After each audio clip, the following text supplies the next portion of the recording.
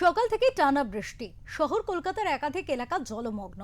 সেই সঙ্গে Salt Lake sector 5-এর office পাড়া এলাকার কলেজ মোড়, উইপ্রো মোড় সহ বিস্তীর্ণ এলাকা জলমগ্ন। ধীর গতিতে চলছে যানবাহন, হাঁটু সমান জলে হেঁটেও যাওয়া আসা করছেন অনেকেই। শহর ও জেলার বিভিন্ন প্রান্ত থেকে সেক্টর 5-এ আসা অফিস যাত্রীরা সমস্যায় পড়েছেন।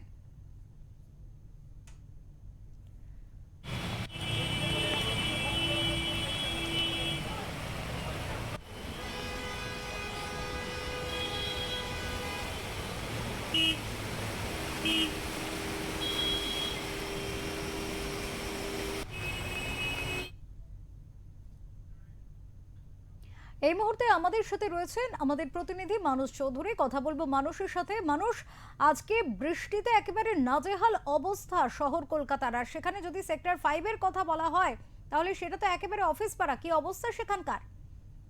দেখো অপরূপা, তোমাকে বলি, প্রচন্ড দাবদ হয়ে মানুষের উদ্যমুখী হয়েছিল, যে প্রচন্ড মানুষ কষ্ট পাচ্ছিলেন। কিন্তু গতকাল বিকাল থেকেই বৃষ্টি শুরু হয় এবং যত রাত বাড়ে তখন বৃষ্টির গভীরতা অনেকটাই বাড়তে থাকে এবং সারা রাত ধরে বৃষ্টি এবং সকালবেলা অতি বৃষ্টির ফলে বিস্তীর্ণ অঞ্চল যেগুলো একটু নিচু জায়গা, সেখানে কিন্তু প্রচুর পরিমাণে জল জমে। কোনো জায়গায় দেখা যায় হাঁটু সমান পর্যন্ত জল জমে এবং এর ফলে কিন্তু একদিকে যেমন যানের গতি অতি একদম স্লো হতে থাকে, তেমনি যেটা অফিস পাড়া বলা হয় সেক্টর 5, সেই অফিস পাড়ায় কিন্তু একেবারে প্রচুর পরিমাণে জল জমে এবং তাদেরকে অফিসে যেতেও কিন্তু বেশ বেগ পেতে হয়।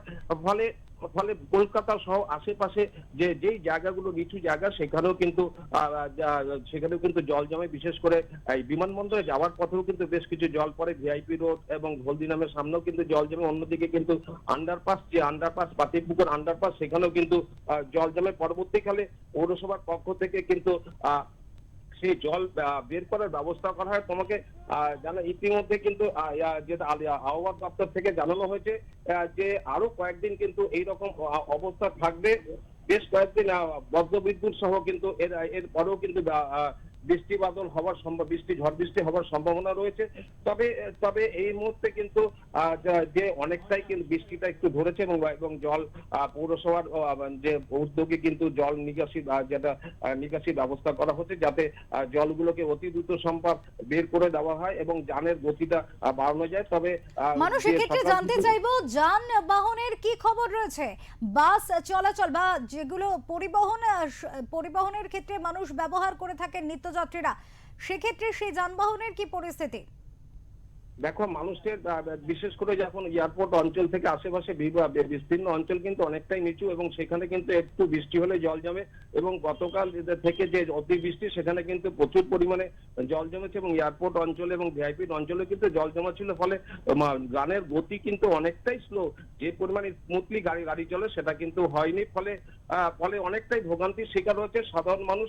তোমাকে জানাই, ইতিমধ্যে কিন্তু কলকাতা সহ বিভিন্ন অঞ্চলেও কিন্তু যে প্রচুর রাস্তায় কিন্তু প্রচুর জল জমেছে। ইতিমধ্যে কিন্তু অগ্নিমিত্রা পাল তিনিও কিন্তু ঘুরে সমস্ত ব্যাপারটি পরিদর্শন করেছেন এবং সেই কিভাবে জল নিকাশি ব্যবস্থায় অতি দ্রুত সম্ভব জল নামানোর ব্যবস্থা করা হয়। কেননা ইতিমধ্যে তুমি জানো, সামনে কিন্তু যোগা দিবস আছে। সেই যোগা দিবসে রাজ্যে আসছেন কিন্তু প্রধানমন্ত্রী, তার পরিপ্রেক্ষিতে কিন্তু এই উদ্যোগ। এছাড়া কিন্তু কলকাতায় যে পৌরসভা আছে, সেই পৌরসভায় কিন্তু এখন কিন্তু কোনো সরকার নেই, অর্থাৎ অ্যাডমিনিস্ট্রেশন রাখা হয়েছে এবং সেখান থেকে অ্যাডমিনিস্ট্রেটর যিনি আছেন তিনি পুরোটা দায়িত্ব নিয়ে কিন্তু কলকাতা এমনিতে জানি বেশ কয়েকটা অঞ্চল কিন্তু অল্প বৃষ্টিতে জল জমে। ফলে সেইখানেও কিন্তু উদ্যোগ নেওয়া হয়েছে যত তাড়াতাড়ি করে জল নামানো যায়।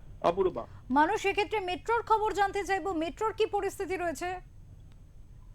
দেখো, এখন পর্যন্ত মেট্রো একটু স্লো থাকলেও কিন্তু মেট্রো এখন স্বাভাবিক গতিতেই চলছে। কোনো রকম সেভাবে কিন্তু কোনো অসুবিধার খবর এই মুহূর্তে নেই।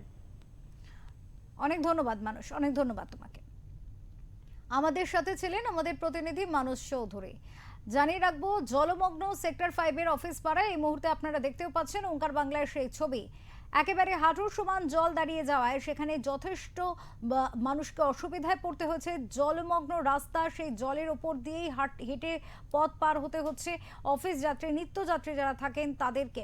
এবং সকাল থেকেই কিন্তু মুষলধারে বৃষ্টি, কোথাও গিয়ে তীব্র দাবদাহের জ্বালা থেকে খানিকটা স্বস্তি দিলেও এই জল যন্ত্রণা কলকাতা শহরের বুকে তা কিন্তু বলাই বাহুল্য।